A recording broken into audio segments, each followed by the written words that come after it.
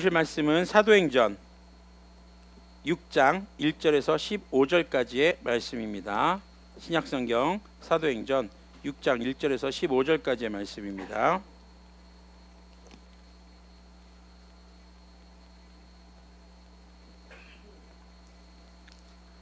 사도행전 6장 1절에서 15절까지의 말씀, 제가 가진 성경으로는 신약성경 195페이지에서 196페이지에 걸쳐서 있습니다.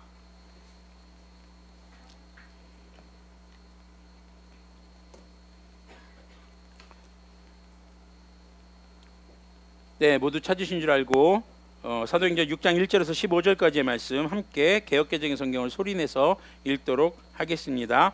여러분들이 읽으실 때 예수님이나 성령님의 이름이 등장할 때는 꼭 님이라는 존칭 전미사를 사용해 주시기를 권면드리겠습니다. 함께 읽도록 하겠습니다. 시작. 그때 제자가 더 많아졌는데 헬라파 유대인들이 자기의 과부들이 매일의 구제에 빠짐으로 히브리파 사람을 원망하니 12사도가 모든 제자를 불러 이르되 우리가 하나님의 말씀을 제쳐놓고 접대를 일삼는 것이 마땅하지 아니하니 형제들아 너희 가운데서 성령님과 지혜가 충만하여 칭찬받는 사람 7을 택하라.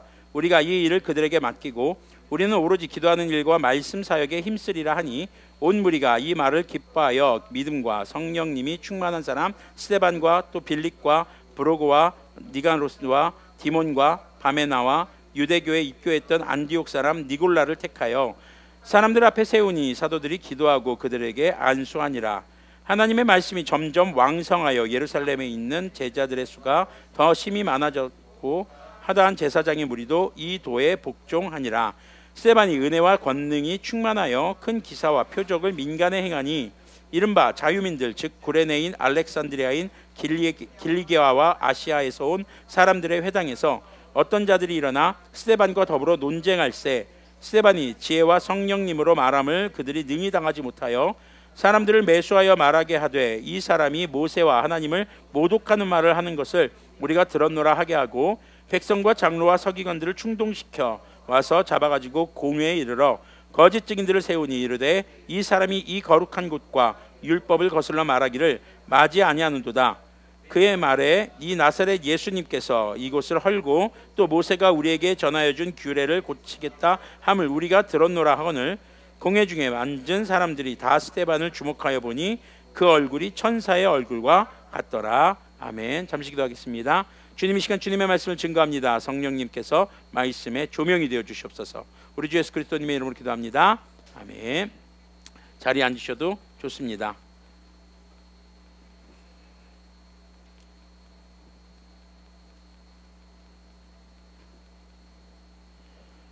네, 여러분들 요즘에 어떠세요? 먹고 살만 하신가요? 끄덕끄덕하는 사람이 없어요. 지혁아, 먹고 살만해요? 지혁이만 먹고 살만해요. 네, 왜냐고요? 쟤는 지가 돈을 결제한 적이 한 번도 없거든요. 아빠 카드 갖다 꽂아놓고 사인만 할 줄 알았지 거기서 얼마가 빠져나간지 통장에서 결제가 얼마가 되는지 몰라요. 그치 지혁아? 그래서 지혁이는 걱정이 있어요 없어요? 저기도 걱정이 있어요. 아빠가 자기 두고 갈까 봐 걱정되고 엄마가 자기 두고 갈까 봐 걱정되고 혼자 엘리베이터 탈까 봐 걱정되고. 그치? 저기 혼자 엘리베이터 탈 거예요? 혼자 병원 갈 거예요? 그렇지. 누구랑 같이 가야 돼? 혼자 가면 어떻게 돼요? 안 돼요. 네, 그런 게 걱정이죠.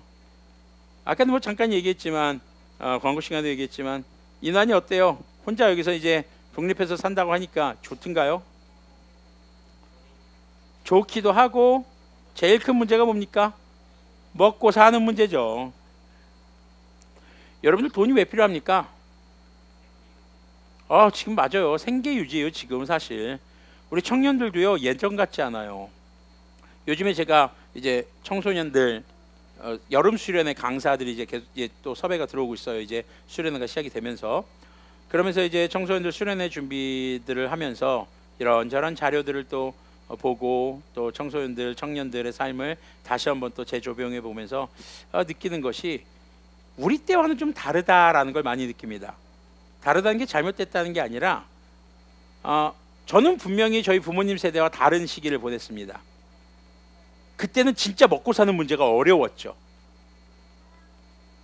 그리고 어느 정도 해결이 되고 나서 이제 우리 부모님과 저 사이의 세대, 한마디로 IMF 이전 세대, IMF 이전 세대들은 그래도 뭐 하다가 실패해도 괜찮아, 다시 할 수 있지 뭐 라는 생각을 할 수 있습니다. 20대에 실패해도 돼, 다시 할 수 있어. 왜냐하면은 IMF 이전의 부모님 세대들이 정직원이었단 말이죠. 대부분이 복지가 좋았어요. 그래도 월급 따박따박 잘 나왔어요. 그래서 안정적이었죠, 경제가.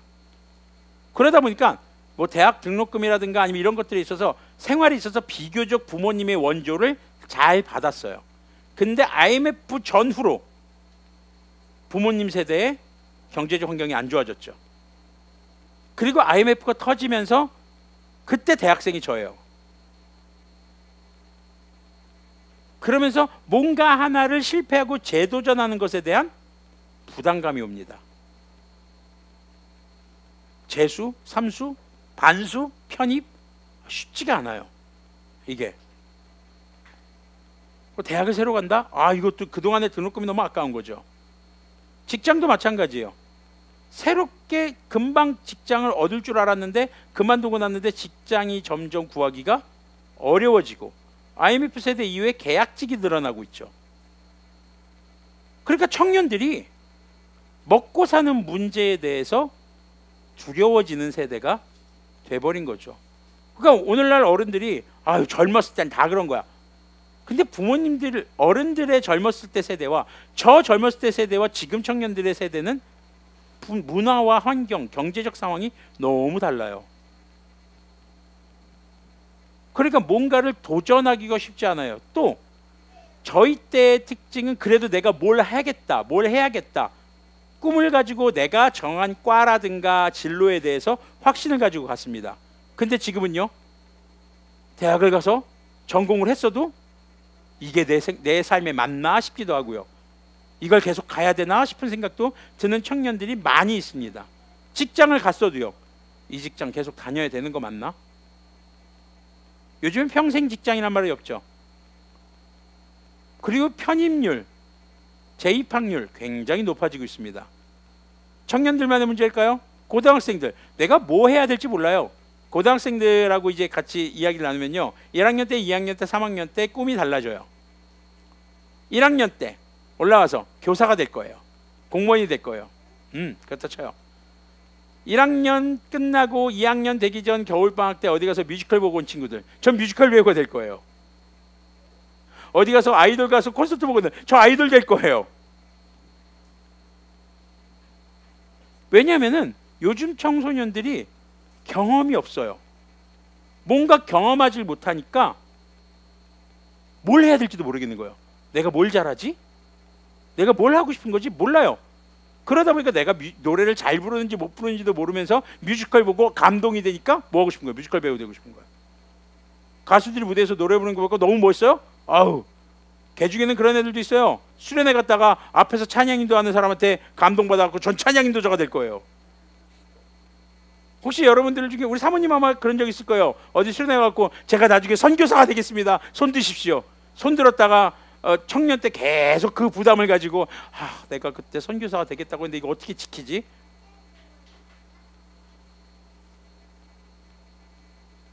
여러분들은 어떠십니까?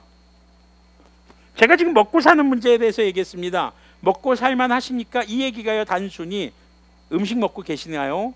밥 굶지 않고 계시나요? 이 문제가 아니죠. 여러분들의 삶이 목적을 향해서 나아가고 있고 삶의 의미를 찾고 있고 생활에 부족하지 않을 만큼 수입이 있고 그리고 여러분의 삶에 만족감이 있으십니까? 라는 질문이 바로 먹고 살만 하세요 이거죠. 제가 지금 먹고 살만 하십니까? 라고 했을 때 고개를 끄덕였던 우리 성도님들이 아무도 없습니다. 영상으로 하시는 분들은 어떨까요? 다시 한번 물어볼게요. 맞으시는 분들은 한번 휴대폰이라도 흔들어 주세요. 안 보이겠지만. 먹고 살만 하십니까? 먹고 살만 하십니까? 정말 힘들죠. 러시아 우크라이나 전쟁이 4개월이 접어들었어요. 와우. 기름값이 지금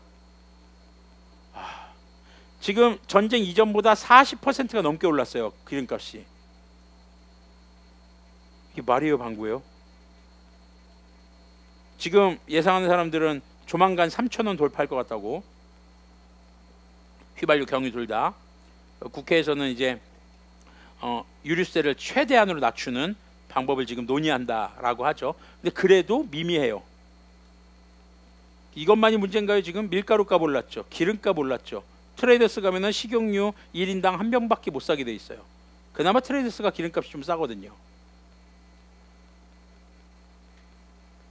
에너지가 에너지가 지금 뭐가 됐어요? 무기가 됐죠. 에너지가 무기가 돼서 지금 독일의 공장들이 셧다운 된대요.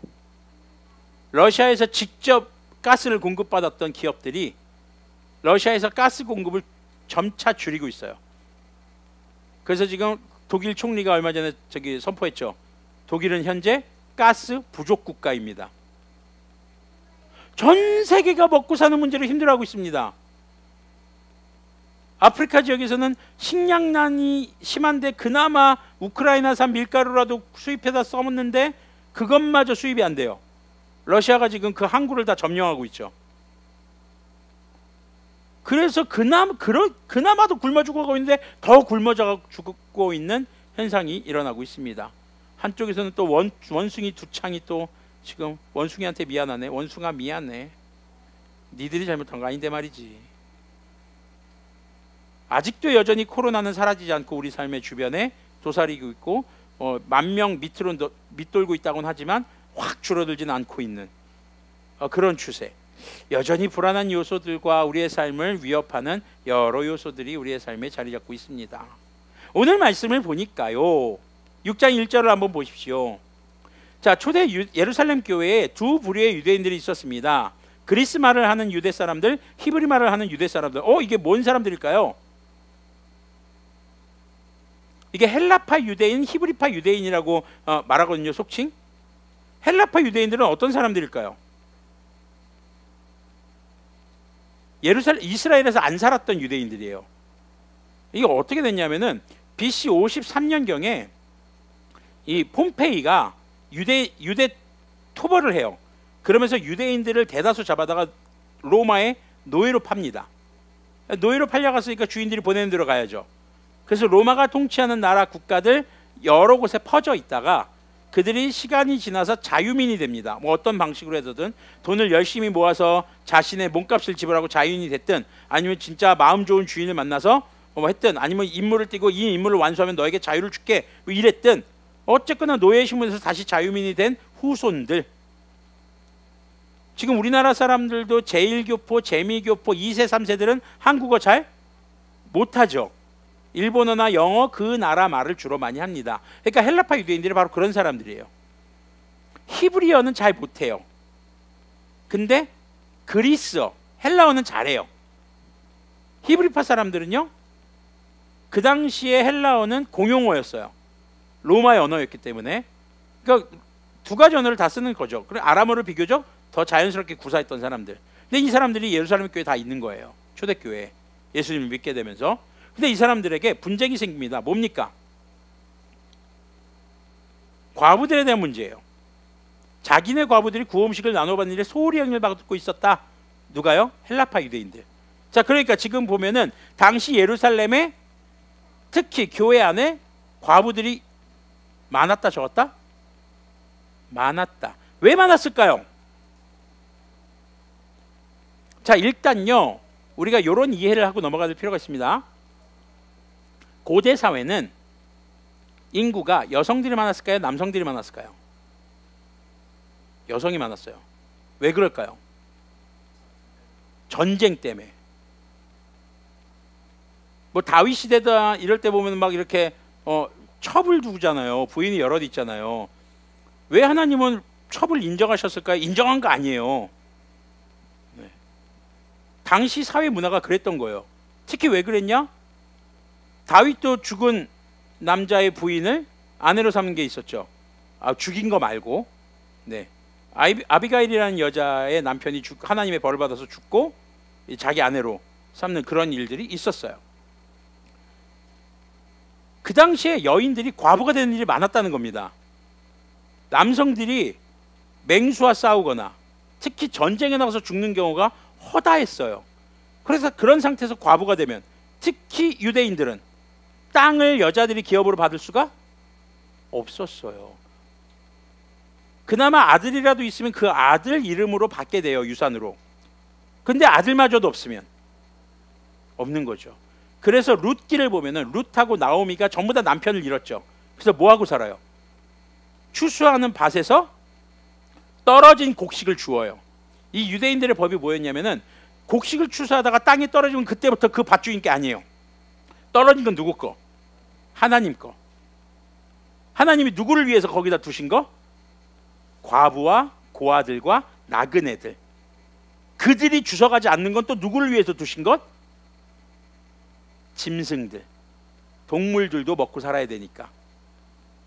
하나님은 이렇게 이 당시 시대 사람들의, 어려운 사람들의 먹고 사는 문제에 관심이 참 많으셨던 분이에요.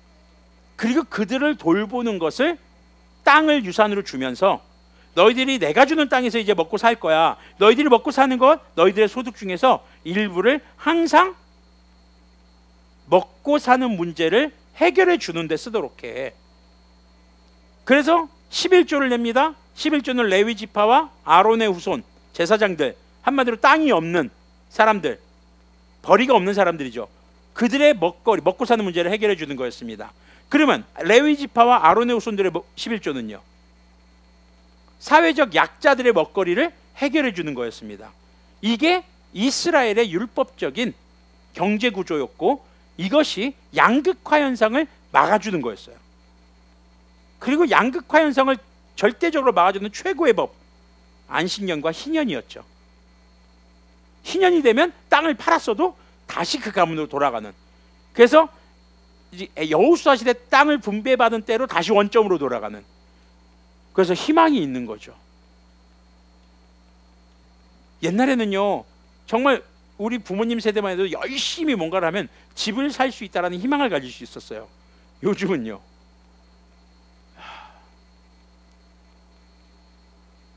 뭐 우리 청년 중에 하나도 집을 조그만 걸 샀지만 절대 자기 능력으로 산 거 아니에요. 네, 부모님의 도움이죠. 그걸 나쁘다고 말하는 게 아니에요. 받을 수 있으면 받으세요. 그것도 주님의 은혜입니다. 그럼 받을 수 없는 상태라면 난 주님께 은혜를 못 받았나 봐. 아닙니다. 절대 아닙니다. 그렇게 생각하지 마십시오.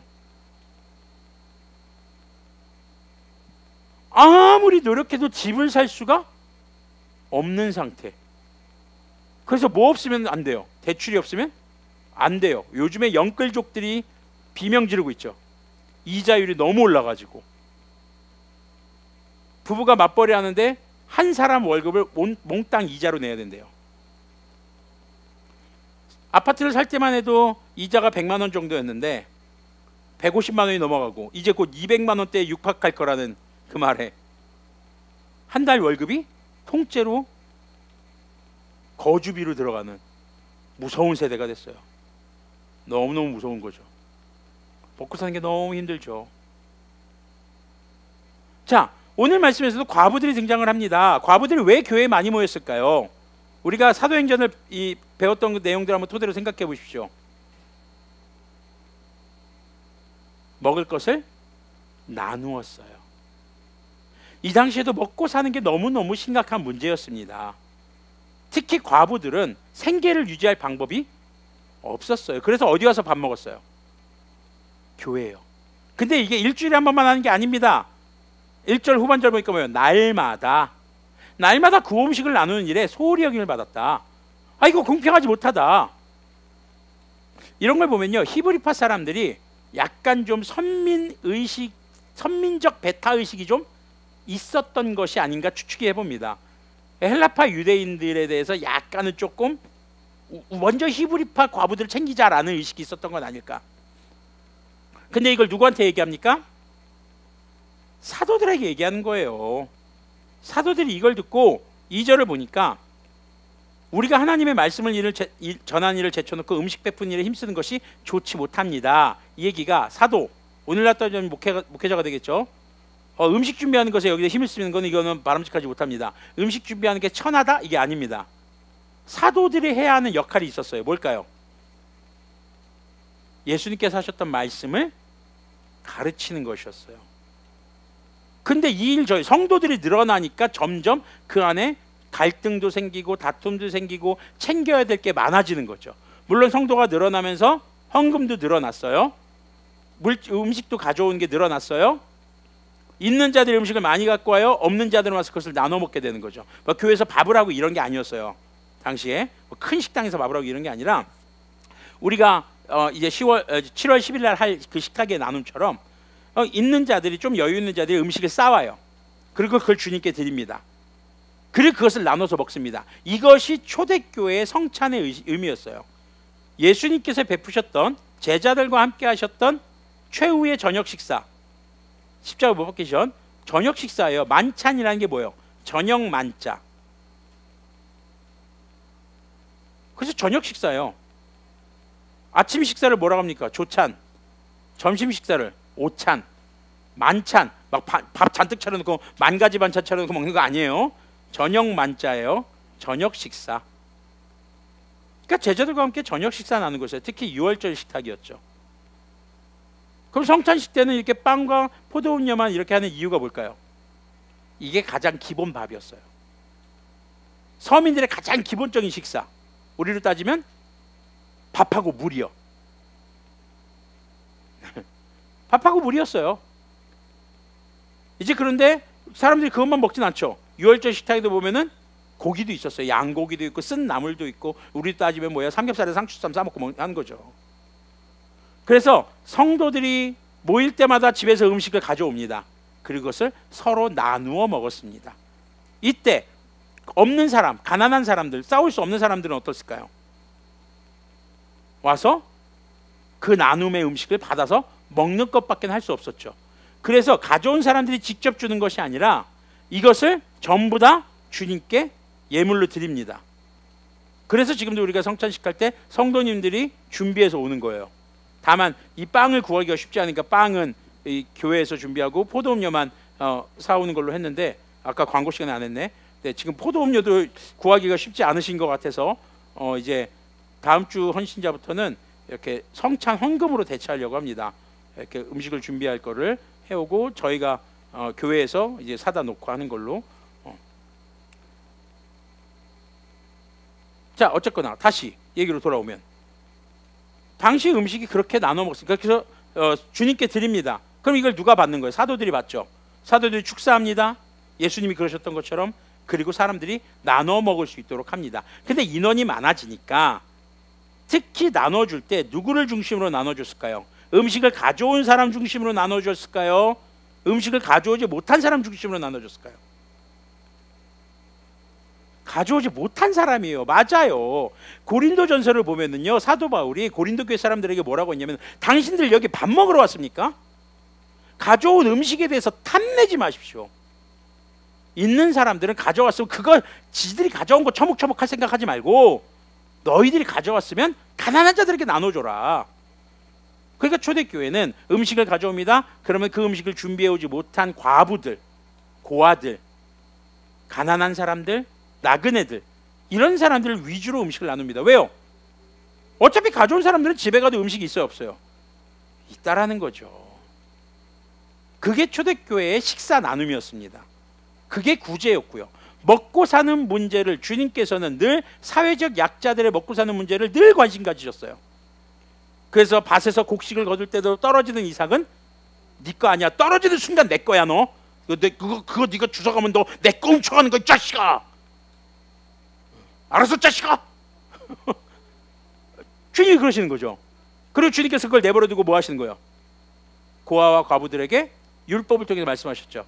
너희들이 부끄러움 없이 와서 가져가라. 고아와 과부들에게 뭐 하게 하셨어요? 최소한의 노동을 하게 하셨죠. 와서 주워가라. 그래도 남는 게 있을 수 있어요. 그래서 하나님께서 굶주린 동물들이 와서 먹을 수 있도록. 동물들이 사람 사는 데까지 와서 먹을 걸 구할 정도면 어떤 거다? 먹을 게 주변에 없다. 주님은 모든 생명의 먹고 사는 문제에 관심을 가지셨던 분, 해결책을 제시하는 분이셨던 것이죠. 자, 그래서 어떤 방법을 합니까? 사도들이 야, 이거 교회가 규모가 커지고 우리가 하나님의 주님의 말씀을 전하는 것만도 지금 힘이 붙인다. 음식 나누는 것을 전담으로 할 사람을 7명을 뽑자. 자, 여기서 7이라는 숫자가 중요한 게 아닙니다. 뭐 7이 하나님의 숫자다, 완전 숫자다. 그래서 교회에는 집사가 7명 있어야 된다. 뺑 아닙니다. 아, 7명이면 7명이면 이걸 커버할 수 있겠다. 근데 7사람이 다 서빙하는 사람들이 아니에요. 7사람들은 감독하는 사람들이에요. 감독하고 분배하고 이것이 제대로 이루어질 수 있도록 집행하는 사람들이에요. 자, 그래서 7명의 집사를 세우게 됩니다. 근데 집사의 기준이 있어요. 뭘까요? 신망이 있고 성령님과 지혜에 충만한 사람. 여기서 신망이라는 것은 뭐예요? 개역개정은 다른 사람들에게 칭찬받는 사람. 신앙생활만 잘한다고 해서 되는 것이 아닙니다.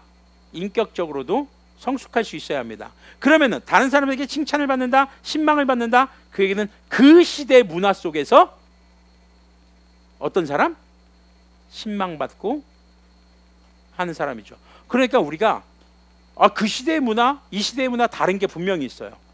그래서 우리가 오늘날도 마찬가지입니다. 교회 직분자들 뿐만이 아니라 그리스도인들은 살아가는 사회 속에서 칭찬받는 자, 그게 뭐예요? 인격적으로 성숙할 수 있어야 하고요. 어떤 상황에서도 흔들림이 없는 사람이 이 7명으로 선택된 거죠. 근데 사도들이 세웁니까? 제자들에게 말하죠. 너희 중에서 이런 사람을 세워라. 뽑아라. 그래서 사람들이 다 그걸 어떻게 여겨요? 좋게 받아들여요. 그래서 7명의 사람들을 뽑습니다. 그리고 사도들이 안수하죠. 자, 사도들이 안수했다는 얘기가 이거 착각하면 안 돼요. 자, 목사가 안수했다. 그 목사에 의해서 세워진 겁니까? 저에게 지금 세례 받은 사람이 딱 한 명 있어요. 우리 인환이. 인환이 임정영 목사를 통해서 안수받았나요? 통해서 받은 건 맞죠. 그 임정영 목사가 세례를 했습니까? 세례의 주체는 누굽니까? 삼위의 하나님입니다. 성부 하나님, 성자 예수님, 성령님. 그러면 이 집사들을 세운 것도 누구시다? 하나님이시다. 목사와 성도들, 교회 안에서 직분을 맡은 집사들, 어떤 위계 질서의 관계가 아닙니다. 같이 합력해서 교회를 세워가는 그런 관계였던 것이죠. 자, 그렇게 사람들에게 신망받고 성령님의 충만해서 지혜가 있는 사람. 자, 성령님의 충만하고 지혜가 있는 사람은 어떤 지혜가 있는 사람일까요? 말씀의 지혜입니다. 맞습니다. 성령님의 충만함을 통해서 하나님의 말씀을 깨닫고 삶에 적용하고 묵상하고 누군가를 가르칠 수 있는 사람. 그런 사람들을 집사로 세웠던 것이죠. 자, 그런 사람들이 집사가 되고 나니까 교회의 불화가 없어졌어요. 7절을 한번 보세요. 하나님의 말씀이 계속 퍼져나가서 예루살렘에 있는 제자들의 수가 부쩍 늘어나고 제자들 가운데서도 이 믿음에 순종하는 사람들이 많았다. 제사장들. 놀라운 거죠. 예수님을 못 받고 죽인 사람들이 제사장들이었어요. 복음 전하는 사도들을 데려다가 채찍질하고 그 사람들 체포한 사람들이 제사장들이었어요. 그런데 집사들이 들어와서 교회 일이 분담이 되니까 사도들은 말씀 전하는 것에 집중하고 또 집사들은 말씀을 잘 배우고 성령님에 충만해서 교회에 어려운 사람들에게 식사 배분이 잘 이루어질 수 있도록 교회에 불만이 없도록 잘 처리하는 일들을 하니까 교회가 점점 더 부흥해 갔더라. 점점 더 교회가 왕성해졌더라. 특히 예수님 믿는 걸 반대했던 사람들마저도 교회에 오고 예수님을 믿기 시작했더라라는 것입니다. 초대교회의 부흥의 이 비결들을 우리가 이 말씀을 통해서 잘 배웠으면 좋겠습니다. 우리가 많은 우리 교회 성도님들이 우리 교회도 커졌으면 좋겠다. 성도님들이 많아졌으면 좋겠다. 이런 생각 많이 하실 거예요. 저만 하는 건 아니죠. 그렇죠? 좀 더 많아지고 그러면 신나잖아요. 규모도 커지면요. 그런데요. 이게 목사 한 사람의 역량으로 되는 것이 아니라는 거죠. 목사가 목사로서 해야 할 일이 있고 성도들이 성도로서 해야 할 일들이 있다라는 겁니다. 제가 이번 주에 교회에서 밥하는 문제로 교수님한테 혼났어요. 아니, 목사가 지금 밥할 때냐고, 지금 말씀 준비에 생명 걸어도 모자랄 판국에 성도들 밥 해먹이고 있냐고. 지금 그 성도들 지금 뭐 목사가 밥 안 해주면 다 굶어 죽냐고. 정신 차리라고. 성도들이 밥을 해와야지 무슨 목사가 밥을. 틀린 말이 아니어서 할 말이 없었어요. 물론 제 마음도 어떤 마음인지 여러분들은 아실 거예요. 워낙 청년들 또 성도들 보면은 뭔가 헤매기고 싶은 마음이 있어서. 근데 한편으로는 저도 내가 좀 중요한 걸 놓치고 있었던 건 아닌가 라는 생각이 좀 들기도 했습니다. 우리 교회가 이제 좀 부흥을 향해서 나아갔으면 좋겠습니다. 우리 교회가 좀 더 거룩한 교회가 되었으면 좋겠습니다. 그래서 우리 예배 때 찬양을 마지막 찬양, 헌금 찬양을 바꿨어요. 오늘 부르셨던 교회 규모가 커지자 사람이 많아지자 이런 얘기가 아닙니다. 좀 더 우리 교회 안에서 서로가 서로를 알아가고 서로가 서로를 위해 기도해주고 서로를 사랑하고 주님을 사랑하는 예배를 드리고, 점점 우리 교회가 그래도 감사하게 코로나 시국에도 성도님들이 늘어났습니다. 이번에 교회 자리를 좀 정비하고 하려고 한 것도 좀 더 많은 사람들이 들어와서 앉을 수 있도록, 숫자나 양에 집착하는 것이 절대 아닙니다. 다만 함께 모여서 서로 알아가는 교제의 시간들과 또 식탁의 교제들, 서로를 위해서 기도해 주는 시간들이 더 많아졌으면 좋겠다라는 생각입니다. 저 혼자 할 수가 없습니다. 그래서 지금 현재 우리 성도님들의 역할이 필요합니다. 사실 이것에 제일 먼저 헌신하겠다고 나선 사람이 오늘은 못 왔지만 우리 학생회장이죠. 본인이 한번 회장을 해보겠다고, 고3임에도 불구하고 참 감사한 일이었습니다. 다소 여러분들에게 어떤 압력이 될 수도 있지 모르겠지만 여러분들이 교회를 위해서 헌신했으면 좋겠습니다. 여러분들이 할 수 있는 일을 함께 했으면 좋겠습니다. 그러기 위해서 여러분들에게 신망과 그리고 지혜와 성령님의 충만함이 있기를 소망합니다. 자, 성령님의 충만함이 있을 때 스데반에게 어떤 일이 일어나는지 한번 보십시오. 스데반이 은혜와 능력이 충만해서 8절을 보니까 백성 가운데 놀라운 일과 큰 기적을 행하고 있었다. 이거 누구만 하는 거였어요? 사도들이 하는 거였죠. 근데 집사가 하고 있어요. 뭐 집사도 어디 가서 이렇게 설교도 할 수 있고 뭐 이런 건 아니에요. 근데 복음의 능력이 있었던 겁니다. 스데반을 통해서 우리가 확인할 수 있는 것은 집사들, 당시 제자들의 활동 영역이 교회 안에서만 있었던 것이 아니라 삶의 현장에서 그리스도인다운 거룩한 삶으로 나타나고 있었다라는 것이죠. 우리가 좀 주목해야 될 필요가 있습니다. 자, 그때에 세 번역으로 보면 리버디노 회당에 소속된 사람들 있죠. 이 리버디노 회당이라는 게 뭐냐면은요, 아까도 말했던 헬라파 유대인들이 있었죠. 그 중에서 아직 예수님을 믿지 않는 사람들이 모여서 하나님을 예배하던 곳, 그러니까 여기는 주로 그리스어로 예배하던 곳이었어요. 히브리파 사람들은 히브리어로, 아람어로 예배를 했고, 그리고 이 헬라파 유대인들은 이 리버디노 회당에 모여서 헬라어로, 그들이 좀 더 편한 언어로 했던 것이죠. 지금도 보면 이제 외국인들을 위해서 영어 예배 드리는 곳이 있잖아요. 그것처럼 언어를 좀 분리해서 하는 곳이었어요. 자, 근데 이 사람들과 이 스데반 가운데 시비가 붙었어요. 논쟁이 붙은 거죠. 무엇을 기준으로 논쟁이 붙은 걸까요? 예수님이죠. 자, 이것에 대해서 이 리버디노 사람들이 스데반을 이길 수가 없어요. 왜요? 지혜가 있었고 성령님의 충만했었고요. 그리고 또 하나, 폭력적인 방법으로 대응하지 않는 이런 태도. 가끔 이제 저도 유튜브나 이런 데서 보면은 한문철 변호사 나오잖아요. 제가 예전에 사고 나고 나서 비슷한 영상 엄청 찾아보느라고 한문철 변호사 영상들을 많이 블랙박스 영상을 많이 봤는데, 그러다 보니까 유튜브에 이제 제가 즐겨보는 채널로 막 나와요. 이게 영상이 가끔 보다 보면은 이 난폭 운전하는 사람, 보복 운전하는 사람도 있어요. 어떻게 대응해야 될까? 절대 내리지 말래요. 그거 촬영하래요. 블랙박스든지 휴대폰이든지 보고 이제 그 사람이 하는 행동을 절대 맞서서 폭력으로 대응하지 말고, 같이 보복 운전하지 말고 촬영하래요. 그리고 3번의 위협이 확실히 찍혔으면은 바로 신고하라고 하더라고요. 분노하거나 감정적으로 대응하는 것은 오히려 쌍방과실로 이어질 수 있다고. 오늘 스데반의 모습을 보면요, 맨 마지막 절에 스데반의 모습이 어땠다고 나와요? 얼굴이 천사 같았다. 천사 같았다는 표현은 어떨 때 쓸까요? 이런 걸 천사 같다고 합니까? 왜 고개 돌리지? 지아가 무서운 표정. 무서운 표정. 자, 예쁜 표정. 그렇죠. 저게 천사 같은 표정이죠. 네, 이걸 못 보시는 분들이 참 아쉽네요. 지혁아 이리 와봐. 아빠한테 안겨서 한번 해보자. 영상으로 보시는 분들 한번 볼 수 있게. 이리 와봐. 자, 앞에 보고. 저기 무서운 표정. 무서운 표정. 자, 예쁜 표정. 앞에 보고. 예쁜 표정. 그렇죠. 무서운 표정. 예쁜 표정. 예쁜 표정. 앞에 보고, 앞에 보고, 삼촌들 보고. 그렇죠. 아이고 이뻐, 잘했어요. 뽀뽀. 들어가세요. 네. 아유, 우리 아들이 참 이뻐요. 자, 스데반 집사가 어떤 대접을 받습니까? 이길 수가 없으니까 폭력적인 방법으로 대응합니다. 어떻게 해요? 선동하고 부추기고 붙잡아서 끌고 가고 폭력적인 방법으로 스데반을 데려갑니다. 이거 누가 당했던 방법이에요? 예수님이 당시 종교 지도자들에게 당했던 방법이죠.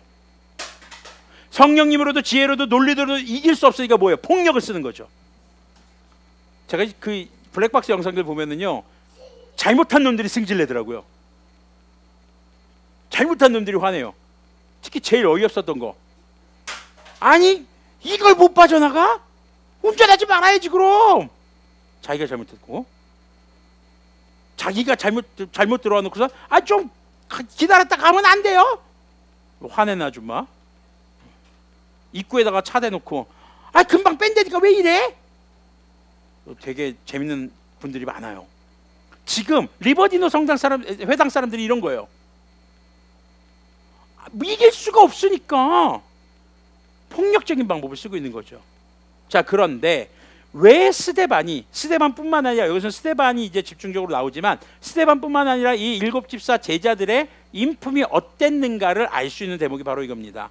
예수님께서 복음을 전하다가, 그렇죠? 사람들 구원을 위해서 이 땅에 오셔서 복음을 전하다가 억울하게 누명을 쓰고 거짓 고소를 당합니다. 십계명을 보면은 거짓 증언하지 말아라는 내용이 있죠. 거짓 증언을 당하죠. 그것과 비슷한 내용을 방합니다. 이 사람이 나사렛 예수님께서 이곳을 헐고 또 모세가 우리에게 전하여 준 규례를 뜯어 고칠 것을 말하는 것. 예수님께서 뭐라고 했어요? 내가 너에게 새로운 계명을 준다. 그 얘기를 아마 이렇게 확대 해석해서 말하지 않았을까라는 생각을 해봅니다. 그러면서 스데반 집사를 고소하죠. 그런데 스데반의 얼굴은 천사와 같았다. 잡혀가면서도 두려워하는 기색이 없었다. 절망하는 기색이 없었다. 우리 지혁이가 착한 예쁜 표정 지을 때, 예쁜 표정? 네, 담대하죠. 두려움이 없죠. 네, 망설임이 없죠. 네, 우리 그리스도인들의 태도가 바로 그래야 하는 것이죠. 무엇이 신망이 있고 지혜가 있고 성령님의 충만한 삶의 모습으로 나타나는 것일까? 우리가 복음을 전합니다. 하나님의 사명을 감당합니다. 교회를 위해서, 교회 안에서 성도들과 어려운 이웃들을 위해서 헌신합니다. 그런데 어려움이 올 수 있다 없다? 있다. 억울한 일 당할 수 있다 없다? 있다. 그때 우리가 어떤 태도를 취해야 할까? 오늘 스데반의 모습이 우리에게 한 번쯤 생각나기를 소망합니다. 어떤 상황 속에서도 평안함과 담대함을 놓치지 않았던 그런 스데반의 모습을 말이죠. 자, 오늘 말씀의 제목은 그래서 먹고 사는 문제입니다. 교회는 성도들의 먹고 사는 문제에 관심을 가져야 합니다. 그런데 목사 혼자 할 수 있다 없다? 없습니다.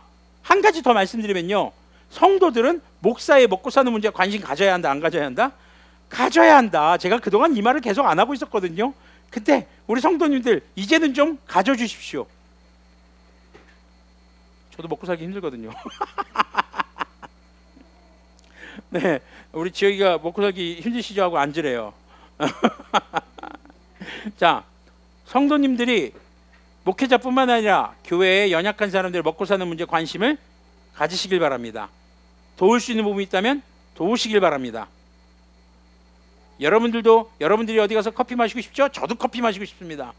여러분들 아이스크림 먹고 싶습니까? 저도 먹고 싶습니다. 얘도 마찬가지고요. 저기 뒤에 있는 바다의 등대교회 사모님도 그래요. 제가 제 입으로 이런 말 하는 게 되게 민망하고 좀 뻘쭘하거든요. 그런데 가르칠 건 가르쳐야 되더라고요.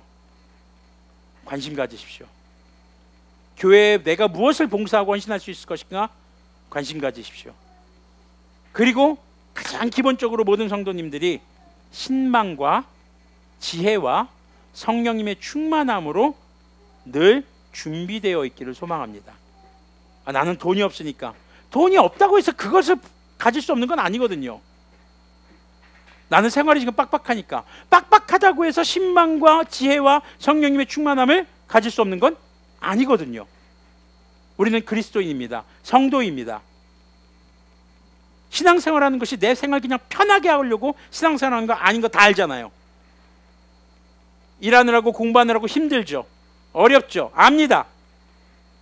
그렇기에 더 우리는 주님 앞에 나와야 하고 서로의 삶을 돌아보고, 왜요? 나 힘들면 다른 사람도 힘들어요.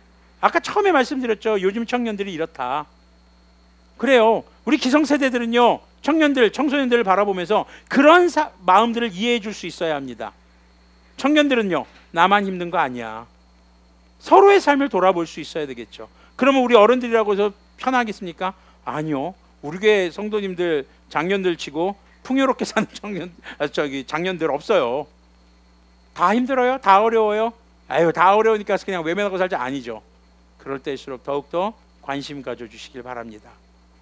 주님께서 그러셨던 것처럼, 하나님이 그러셨고 예수님이 그러셨던 것처럼 성령님의 충만한 사람들은 주님의 말씀을 통해 깨닫는 것, 우리 주변에 함께 신앙생활하는 사람들의 먹고 사는 문제를 돌보아 주어야 한다. 그리고 교회 안에서 그것에 대한 잡음이 없을 때, 예수님을 잡아 죽였던 제사장들도 예수님을 믿었던 것처럼, 그렇게 우리 교회가 그런 소문 났으면 좋겠어요. 야, 저 교회 가면 최소한 배고프지는 않더라. 초대교회가 그랬던 거죠. 성전에 가서 저 사도들의 말 듣고 거기에 소속되면은, 야, 그래도 굶지는 않더라. 뭐 우리가 먹을 걸 나눠주자 뭐 그런 얘기는 아닙니다. 다만 이 교회에 와서 따뜻함과 평안함과 그래도 누군가 나를 위해서 기도해 준다라는, 사실 그렇잖아요. 요즘에 굶고 다니는 사람, 굶주리고 헐벗은 사람들 없잖아요. 물론 강남에 가면 굶주리고 헐벗은 사람들 있어요. 네. 음식이 너무 비싸서 샐러드만 드시고 야채만 드시고 이렇게 옷도 이제 천조가리 몇 개만 걸치시고 다니시는 분들 많이 있으시죠. 네. 고생을 사서 한다고 비싼 돈 내고 가서 땀 뻘뻘 흘리면서 무거운 거 들었다 놨다 하시는 분들 소득 없이 이렇게 하시는 분들 많고요. 네. 우리 교회는 뭐 굶주리고 헐벗은 분들 없습니다. 다 입을 거 입으셨고 다 저기 표준 몸무게 이상들은 가지고 계신 분들이에요. 네. 과한 분들도 있지만 저부터요. 네, 이 얘기가 결코 진짜 말 그대로 음식을 제공해 주어라. 물론 굶주린 사람이 있다면 해주십시오. 우리 그 정도 영양 되잖아요. 그 정도 아량은 베풀 수 있잖아요. 하다못해 컵라면 하나라도 사줄 수 있잖아요. 사줄 형편이 안 되세요? 교회에다가 제가 햇반하고 컵라면 갖다 놓습니다. 배고픈 사람 있으면은 데리고 와서 하나씩 드세요. 괜찮아요. 교회 가니까 그래도 컵라면에 햇반을 주더라. 요즘에 가장 기본 식사 아닙니까? 라면에 밥? 여러분들에게 삶에 그런 여유가 있기를 바랍니다. 우리 교회가 그런 여유 있는 교회가 됐으면 좋겠습니다. 사람이 많아지는 것보다 사랑이 넘치는 교회, 세상에서 유명해지는 교회보다 서로가 더 서로를 알아가는 그런 교회, 주님이 생명을 주고 사신 교회입니다. 우리가 이 교회를, 초대교회 성도님들의, 우리 믿음의 선배님들의 삶을 돌아보면서 내 삶을 반성하고 우리 교회가 그런 교회가 되기를 이 시간에 함께 기도했으면 좋겠습니다. 말씀을 정리하도록 하겠습니다. 교회의 성장은 복음 전파를 위해서 목사와 성도들의 적절한 역할 분배를 통해서 이루어지는 것을 기억하십시오. 또 그리스도인은 주님의 영에 충만해서 주님의 지혜를 가질 때 비로소 교회 안에서는 교회를 세우고 교회 밖에서는 복음의 전달자로서의 사명을 감당할 수 있게 됩니다. 그리고 성령님의 충만하고 지혜에 충만한 그리스도인들은 교회와 성도들을 향한 폭력 앞에 주님께서 주시는 평안을 유지해야 하고 유지할 수 있다는 것을 기억하셨으면 좋겠습니다. 이 시간에 함께 다시 한번 이 교회 찬양을 또 묵상하시고 또 오늘 말씀을 다시 되돌아보시면서 이 시간 함께 주님께 기도한 시간 가졌으면 좋겠습니다. 회개와 결단의 기도로 나아가도록 하겠습니다. 기도하겠습니다.